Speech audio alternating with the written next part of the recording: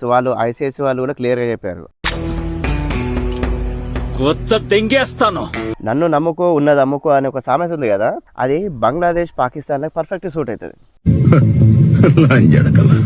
ఎందుకంటే ఒకప్పుడు మన సైనిక బలాన్ని భిక్షమేస్తే తప్ప వాళ్ళకి స్వతంత్రం లేదు. శత్రు దేశమైన పాకిస్తాన్ ఈ రోజు ఈ యూనిస్ కార్డ్ వచ్చినాక ఆటోమేటికల్లీ వాళ్ళు అంత స్నేహంగా ఎలా ఉన్నారో నాకు తెలియదు.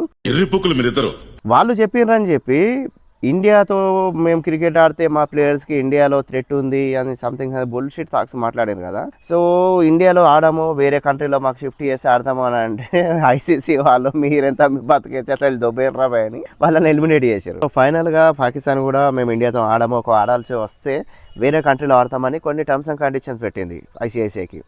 సో వాళ్ళు ఐసీఐసీ వాళ్ళు కూడా క్లియర్గా చెప్పారు, కొత్త తెంగేస్తాను. ఆల్రెడీ బంగ్లాదేశ్ని ఎలిమినేట్ చేసేసాము, మీరు కూడా ఆడతారా లేదా దొబ్బేస్తారా క్లియర్గా చెప్పేసింది. చెప్పేసే వాళ్ళకు కూడా అర్థమైపోయింది, అరే ఇప్పుడు ఇండియా కోసం ఆడకపోతే మనకి ఇక్కడ ఫ్యూచర్ లేదా అని చెప్పి అనుకున్నారు. ఏంటో ఆడారు, చిత్తుగా ఓడిపోయారు. సో ఉన్న పరువు కాస్త ఓడిపోయింది.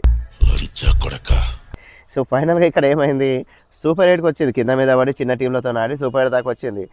మళ్ళీ సూపర్ 8కి వచ్చైనా ఏమన్నా ఆడిపిచ్చిందా అంటే అది లేదు.